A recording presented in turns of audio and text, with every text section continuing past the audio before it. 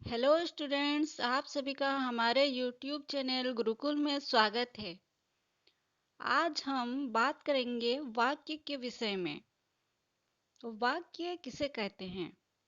जिस शब्द समूह में एक पूर्ण विचार निहित हो उसे वाक्य कहते हैं। जैसे राम आम खाता है।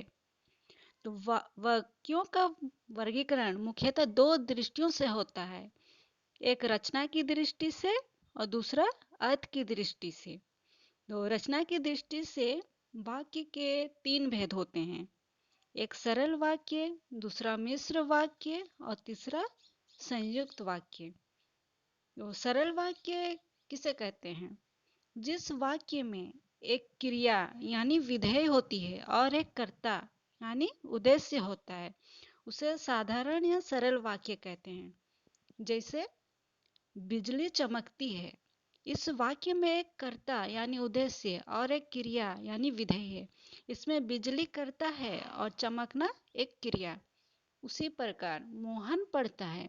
इसमें मोहन करता है और पढ़ना एक क्रिया है।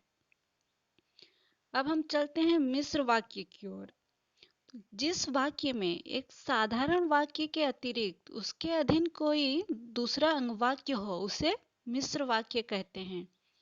जैसे उसने कहा कि मैं निर्दोष हूं। इसमें उसने कहा एक साधारण वाक्य है और पहले जो वाक्य आता है उसे मुख्य वाक्य भी कहा जाता है और दूसरे को सहायक वाक्य। और जैसे कि उसने कहा पहला वाक्य है तो ये मुख्य वाक्य हुआ और कि मैं निर्दोष हूं ये सहायक वाक्य। और जो सहायक वाक्य होते हैं वो अपने में पूर्ण नहीं होते हैं, उनका मुख्य वाक्य के साथ आने पर ही अर्थ निकलता है। उदाहरण में जैसे दिया गया है कि उसने कहा मुख्य वाक्य है, कि मैं निर्दोष हूँ सहायक वाक्य, क्योंकि वह मुख्य वाक्य पर निर्भर है। ठीक उसी प्रकार राम कहता था कि आज वह नहीं आएगा। अब देखते हैं संयुक्त वाक्य। जिस वाक्य में सरल और मिश्र वाक्य दोनों मिले हों उसे संयुक्त वाक्य कहते हैं। जैसे मैं आया और वह गया।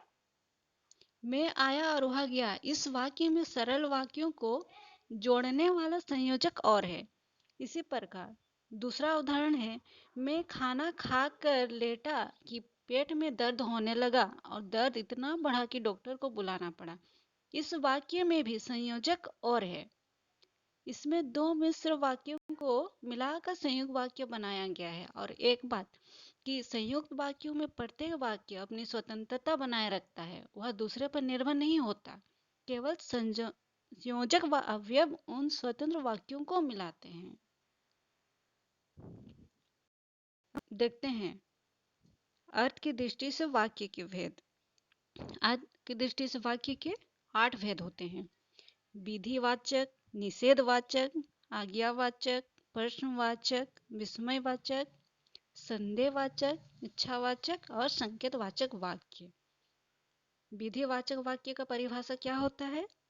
जिससे किसी बात के होने का बोध हो उसे विधिवाचक वाक्य कहते हैं।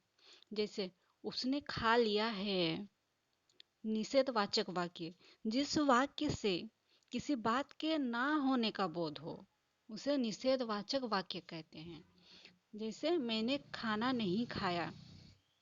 आज्ञावाचक वाक्य, जिस वाक्य से किसी तरह की आज्ञा का बोध हो उसे आज्ञावाचक वाक्य कहते हैं। जैसे तुम जाओ, तुम पढ़ो। प्रश्नवाचक वाक्य, जिस वाक्य से किसी प्रकार के प्रश्न किए जाने का बोध हो उसे प्रश्नवाचक वाक्य कहते हैं। जैसे तुम क्या कर रहे हो, तुम कहाँ जा रहे हो। विस्मयवाचक वाक्य, जिस वाक्य से आश्चर्य, दुख या सुख का बोध हो उसे विस्मयवाचक वाक्य कहते हैं। जैसे ओह मेरा सिर बहुत दर्द कर रहा है। संदेहवाचक वाक्य, जिस वाक्य से किसी बात का संदेह प्रकट हो उसे संदेहवाचक वाक्य कहते हैं। जैसे उसने कहा होगा, रवि ने खा लिया होगा। इसमें हमें डाउट हो रहा कि खा लिया होगा, उसने कहा होगा, हमें संदेह है। ठीक इसी प्रकार इच्छावाचक वाक्य, जिस वाक्य से किसी प्रकार की इच्छा या शुभकामना का बोध हो उसे इच्छावाचक वाक्य कहते हैं। जैसे तुम अपने कार्य में सफल रहो। संकेतवाचक वाक्य, इससे एक बात का होना दूसरी बात के होने पर निर्भर होता है। जैसे पानी न बरसता तो धान सूख जाता। तो आज इतना ही। अगर आपको हमारी ये वीडियो अच्छी लगी तो वीडियो को लाइक, कमेंट और शेयर जरूर करें और हमारे चैनल को सब्सक्राइब जरूर कर दें ताकि आगे भी आपको इसी तरह की वीडियो मिलती रहे।